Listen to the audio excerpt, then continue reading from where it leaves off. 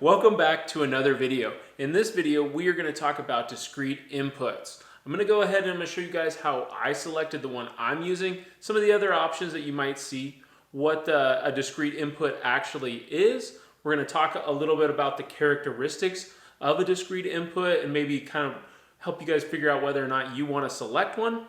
And then I'm going to go ahead, I'm going to show you guys how to wire one up, show you how I've wired the one up on my PLC, and how you can troubleshoot it without even downloading the software and doing anything to the PLC. You can make sure your wiring is correct, quick and easy, no multimeters or nothing. So let's go ahead and get started.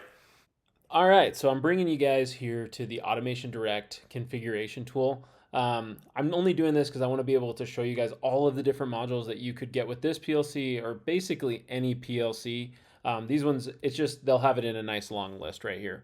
So if you hit this edit button, it's going to show you like basically every module that you could possibly buy. If you're like me, you get a list like this and you're like, oh my gosh, this is way too much. But I'm going to simplify it really quick for you guys, and then we'll go through each of the discrete inputs that you might want to select. Notice that there's a discrete input here, and there's also a discrete output. So what is discrete? Basically, a discrete is an on or off, or a 0 or a 1 if you're looking at the code. So it's either going to be a push button that you press it, it's on, or it's depressed and it's off. You can't do anything that would be requiring some sort of metering amounts, or it would be measuring voltage, or it would be measuring the amount in a tank or something like that. Discrete is on or off. You're going to push a button, it's going to start. So that's going to be, the input is going to be the button. The output would be some sort of output that would be on or off, okay? I do want to point out that there is a discrete combination. This is all it's saying is some of the I/O will be an input and some of the I/O will be an output. This is a great option if you guys are doing just a few things. So there's that. Now I do want to point out an analog right here. We're going to be playing with analog stuff here in a little while, but right now we're just going to keep it to the discrete. But an analog, you use analog signal if you want to measure something. If I want to have a dial that is sending a message to my PLC to turn up the volume or turn down the volume, or it's going to measure the amount of water inside of a tank, it's going to, I don't know, measure the temperature for simplicity. We'll say it can measure temperature. You probably would want to use these temperature ones though. That's when I would use an analog. So there's an input and an output, but we'll get into those much later. So let's go back up here to the top. Let's go back to the top. Okay, so this first section is really what I want you guys to look at. Now there's the number one here is an 8-point DC syncing or sourcing. So I'll get into syncing and sourcing here in a second, but DC means I'm just going to have a DC power going to it. 8-point is saying how much I/O there is, basically how many inputs I have. So, and this one's going to be from 20 or 12 to 24 VDC. Now, this one down here is the exact same module, except it's going to have 16 points of I/O.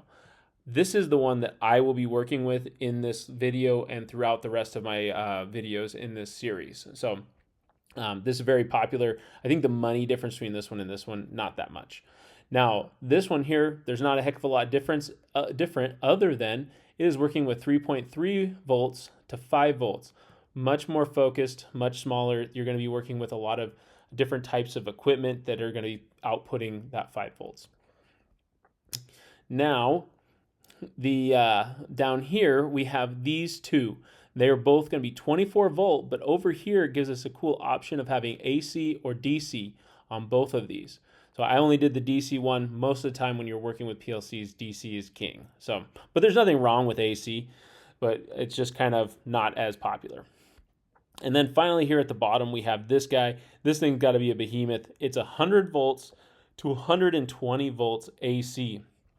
This is a great option if you're going to have like a very simple I don't know, like simple motor control where you don't want to have to put in a DC power source. You want everything to be 120 volts, very simple. That would be kind of my imagination saying that's what I would run. Okay, so these are our 5 or 6 different options, and as I told you, I've already selected this one. So let's go ahead and take a look at the cut sheet for this guy. All right, let's start going through this cut sheet. There's a lot of information on here that I want to talk about. First off, I want to point out this is the part number and name. It's a fast response DC input. Now, there is a difference between high-speed inputs and high-speed outputs, and then this one's just a regular input. So I want to just clear that up right now. If you look here, it's saying that it can go on to off, or I'm sorry, off to on, and then on to off response is typically 2 milliseconds. A high-speed counter or high-speed output I think it's like something like 1 million times a second. So it's pretty, this is great and it's super fast, but there are faster options out there. So I think it's really interesting they call it fast response. But just wanted to clear that up. There are faster things out there. If we're doing something that has a high repetition, we maybe would want to find something different than this. But this is going to handle probably 95% of everything you're going to need to do. All right. So remember we talked about how many points it had 16. Well, what they're talking about is there's 16 different I/O ports right here. Notice that there's a C2 and a C1.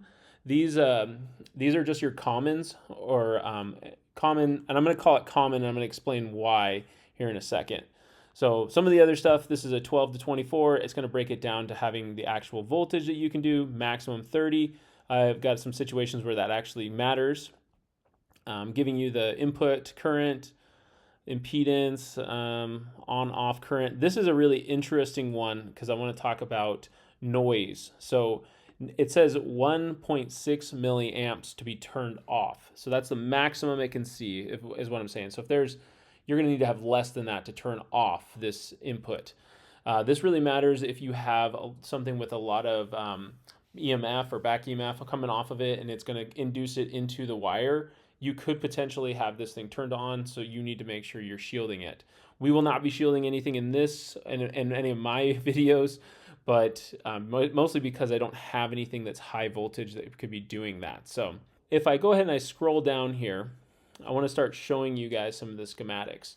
Now, how this particular input works is there's a little LED and it is letting off a light for this photo relay. Basically, the light comes off here, it senses this, and then internally it tells it to do something in the PLC. Notice, remember I said it could be syncing or sourcing. So this is over here is basically saying that common, remember the C1 or C2, can either be negative or positive. So that's why people question all the time whether common is a ground or not. It can be either. So you really have to understand what a ground is and what a common is. So it can be either way. Now, there is the caveat. You cannot wire one input as syncing and one input as sourcing. Now, I'm going to go ahead and I'm going to link this other page over here, which has some great pictures. It's on the AutomationDirect website, and it just kind of breaks down what syncing and sourcing is. Like I said, if you decide your module is going to be syncing, every input needs to be syncing, and if it's going to be sourcing, every input needs to be sourcing. If you have one of each, you're going to find that it creates a problem where you're actually applying power and it turns on all of your inputs. Now let's just run through this wiring really quick. So now syncing, we're going to have the negative pole hooked to the common. So that would be that C1 or the C2. So that's going to be our common. Now the positive is going to come out of our power source, our DC power source that is, or it's going to be those red terminal blocks. It's going to come up, it's going to go through a push button, normally open or normally closed. Most of the time in PLCs, you use a lot of normally open stuff. And then it's going to go to our input, and that input, you remember we have 16 of them actually on this module. So any one of those. Now with the sourcing, it's just going to be the exact opposite. Notice that the common over here is the positive pole, and then the actual input itself is now negative. So that is basically the only difference. As you get more involved in these and you start working with different types of sensors and stuff like that, this will become a lot more important. As far as just using regular push buttons, it shouldn't be that big of a deal. Now I have wired all of mine to syncing. Okay, just want to go over the wiring one more time before we get onto the board.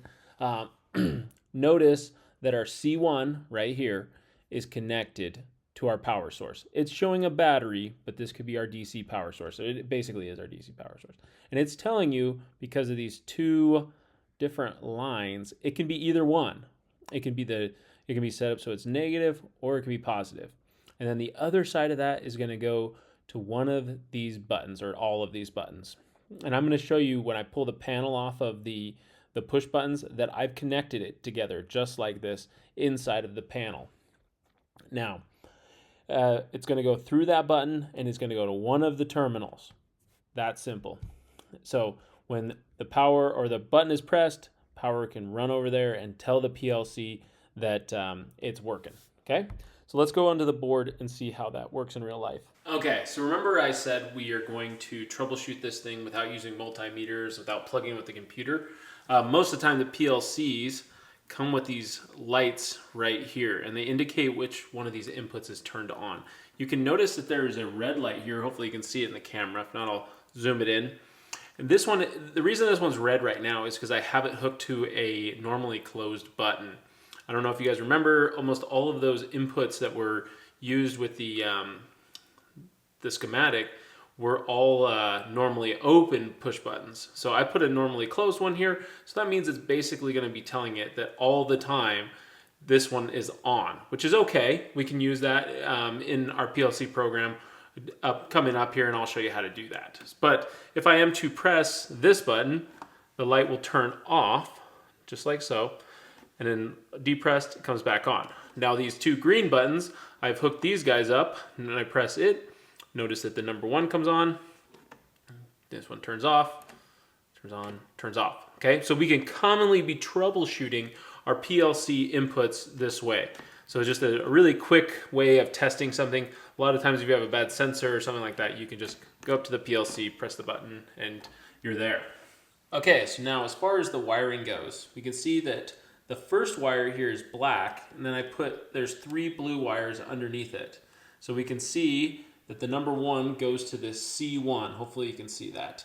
So I've got C1 comes into my wire duct, and then it goes up all the way around, and it comes into my terminal block, because I made a bad decision on which side to come up or come off of, into this black terminal block right here. So that means I'm supplying the negative power here, because remember, I did syncing. Now these 3, all they do is they go all the way up and into my buttons, okay? Now notice I have 1 red wire. So this red wire is this red wire coming down right here. Notice I have it in my terminal block that is for my inputs, and it's going up here, and then all I've done is jump it inside of the box to each one of the buttons. So let me pull that off, and I'm going to show you how that looks. So we have the back panel of my buttons here, and you can see that I have my 24 volt positives coming in here, and all I've done is hooked all of these switches in parallel. So that way I'm supplying the exact same voltage to each side. And now each one of these blue wires is going to a separate input on my module over here. Very simple to wire these guys together. And as long as you can keep syncing and sourcing straight, you're never going to have a problem. All right, well, that's the end of my discrete input module. If you guys have any questions, please leave me a comment. If you like the video, please give me the thumbs up.